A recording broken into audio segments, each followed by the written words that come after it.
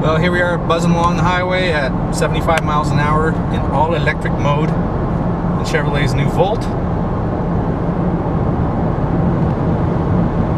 Pretty quiet in here with no internal combustion engine running. Although apparently the internal combustion engine does power the wheels a bit of the time at higher speeds, such as this. But you know, the Volt has got a lot of accolades and has taken a lot of kicks from people, and I think I'd probably land somewhere in the middle of all of that. For short commutes around town where you're stuck in traffic or gridlock, the all-electric mode is ideal. I mean, you're not using any gasoline at all, and therefore no carbon emissions of any kind, really, other than tire waste and brake dust on the road and stuff like that.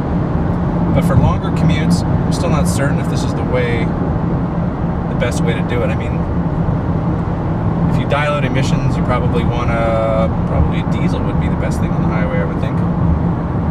But this technology is really cool.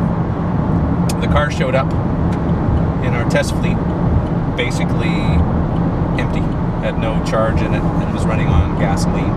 The beauty about this car, it's showing 23 kilometers, about 15 miles of range left on electric power. And if we were in another electric vehicle right now, I would be crapping my drawers, because you know, they take so long to charge. I mean, where are you gonna do this? I mean, you're on your way somewhere. You don't have 8 hours to stop and charge the thing. So the beautiful thing about the Volt is that once you're past that electric range, there's an onboard 4-cylinder gasoline engine that steps in to charge the batteries. Now, it doesn't actually drive the wheels around town, it just charges the batteries. So you still get, depending on how you drive, kind of in the 35 to 45 mile per gallon range. Now, that's an EPA rating is about 35 on that. In all electric mode, the rating is 93 miles per gallon. Basically, how do you get miles per gallon on an electric car? Well, it's basically a cost per mile conversion, as if you were paying gasoline. So it has to do with the distance traveled versus how much in dollars and cents your car is using on the grid. So the Volt is based on the Chevrolet Cruze platform, which is a compact car. Doesn't really feel all that compact. It's fairly heavy, because I mean, you're lugging around not only the 4-cylinder engine, which isn't on right now, so we're lugging around a kind of a dead piece of meat, and we have a giant T-cell shaped battery to my right and back across underneath the seat area. And yeah, so it feels a little heavy. Of course it should. It's got all that extra weight on it. But aside from that, it's a really useful 4-door hatchback. The hatchback is awesome, actually. You can store all kinds of stuff back there. Big lid, there's a pass-through between the seats. For a car, it's probably the best solution that you can get, I think. Now showing 22 kilometers left, about 13 or 14 miles. So as long as you drive this thing normally, you're gonna get the projected range that it says there. I mean, if you drive like a fool with your foot to the floor, and believe me, it's quite quick. It's got the beauty about electric is that it's instant torque. I mean, you don't have the issue of a gasoline engine where you have to build torque as the revs increase to a torque peak. I mean, it's basically whatever the torque rating is, it's instant, it's there, it's on, and it's modulated by the gas pedal or throttle pedal or whatever you want to call it in this place, the switch. The weird thing about driving an electric car is that because it really doesn't make any noise, you have no sense of speed. You would normally, you know, whether you consciously thought it or not, you would be listening to the engine revs and the transmission shift points, and you'd be mentally gauging your speed. But here, you don't have either of those two things. So you're just kind of driving along, and suddenly you're doing 65 miles an hour in a school zone, and you don't want to be doing that, especially when you're, you know, there's kids around, obviously. So it's definitely different that way. But holy, I mean, this thing is smooth. I mean, smooth takeoff, braking. It's a lot smoother than some hybrids I've certainly driven, like the Honda Insight. I mean, this car's far superior to the Honda Insight in the way it drives, and it's just a better car all around as far as I'm concerned. Sorry, Honda, but that's the way it is. It's also twice as much money as the Honda too, so there's probably a reason for that. Not really a fair comparison. The cost, $42,000 less $7,500 of federal government money, puts you in the low 30s, 33, 34 range. Not bad, but I'll tell you, if you want to buy this car and then try to figure out how much fuel you're going to save, the math will never add up. This is probably not your car if that's going to be the main reason you're buying it. You have to factor in how far your commutes are every day, whether you have the stamina to make sure it's plugged in all the time, or at least the wherewithal to make sure it's plugged in all the time, or you're going to be running on the gasoline engine, in which case a Chevy Cruze will do you just fine with maybe similar fuel economy.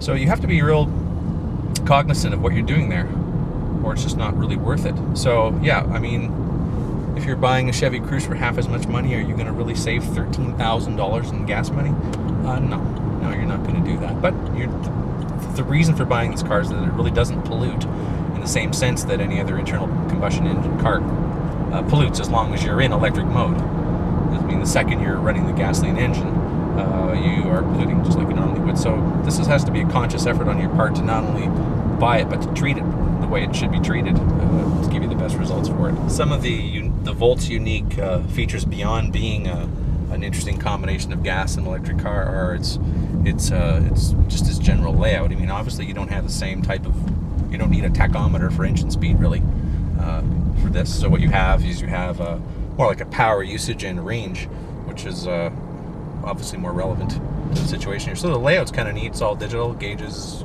are not really gauges. They're kind of like a funky computer display. High resolution too. Quite nice. Very, very straightforward. What's interesting is this center panel here, which looks a lot like Apple designed it to, with the light colors and the contrasting chrome. The panels though are you'll notice there's no real switches on it. It's all touch based. So if you want the fan to go up, for example, as I'm doing here, you just have to tap it. Apparently slowly. There it goes. It turns on now. That's interesting, but personally, I would prefer switches. I think most people would.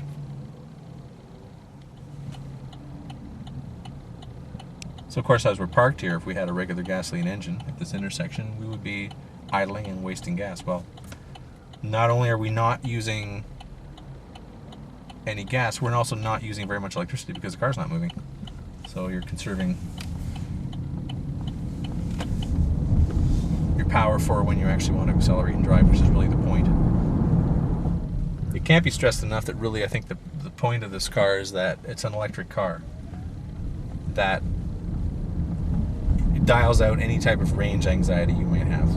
I mean, you're as close to traveling as the nearest gas pump is. So if you run out of juice and you're not home and it's 11 o'clock at night, you don't have to worry as long as there's a gas station nearby or you've got gas in. Because you get about another 300 miles of range by using the gasoline engine to charge, which isn't bad at all. It's just not the most efficient way to travel. But for around town, this thing's awesome.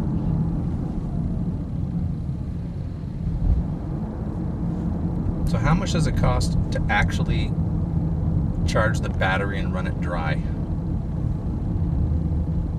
That's a difficult question because it has to do with more likely the way you drive and in the traffic you're in, as opposed to necessarily your power rates that you're going to pay. But the kind of the number that's routinely used is it could be as much as only 1/10 of what it would cost to run the same distance on gasoline.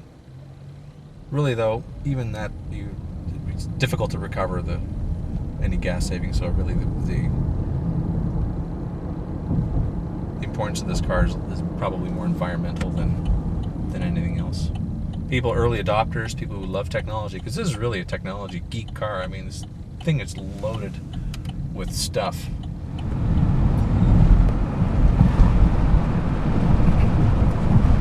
This car was a serious gamble for General Motors. They have basically invested everything they had at a time where they could least afford to invest any money, aka bankruptcy, in a fringe car, and this has to be considered a fringe car, that they didn't know if anybody wanted. But I think that the relative robustness of this whole platform, the ability to travel electric and gas, is really the best of both worlds and will likely pay off if they can build enough of them. Right now they're available in 9 US states with a nationwide rollout expected by the end of the year, and in Canada there's none available yet. I think by the end of 2011 you'll see that. There's rumors of a price drop in the United States for this car, but the significant issue with that is that they've also decontented the vehicle quite a bit. So you're really getting substantially less. To get the content you could for 2011 back in into the 2012 model, you'll be paying more. Charging is pretty normal. It's like plugging in an electric hedge trimmer, really. It comes with a charging unit because the plug on the car is not like a regular house plug. It's like a universal design for, apparently, what will be all electric cars will have that plug, so that obviously the charging stations all over the country will be able to charge anything, which makes perfect sense. So it's a kind of a goofy looking plug, special to the car. It's got an extension cord, you plug it into the wall. It showed about 9.5 hours to charge from bone dead to full charge using 110 volts. You can expect that to be cut to about 4 hours using a 240 power station that you'll have to purchase and have wired into your house. Expect to spend a couple $1,000 on that. Still though, you don't have to let it charge up entirely to use it. So if you know you're at work for half a day and you only live 15 miles away, who cares? You just plug it in for a bit.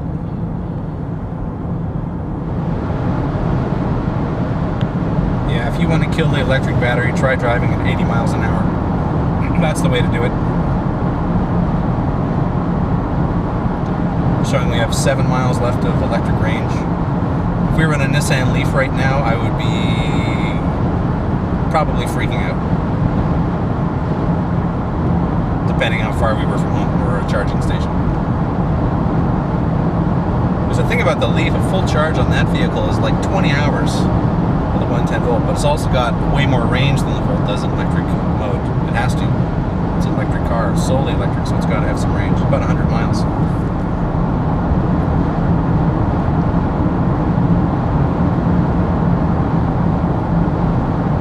What is surprising though is how quickly you burn through the power when it's taken so long to charge the damn thing up. 9.5 hours we've been driving for about 22 minutes and it's almost done, showing about 4 miles left of range. Not for joyriding.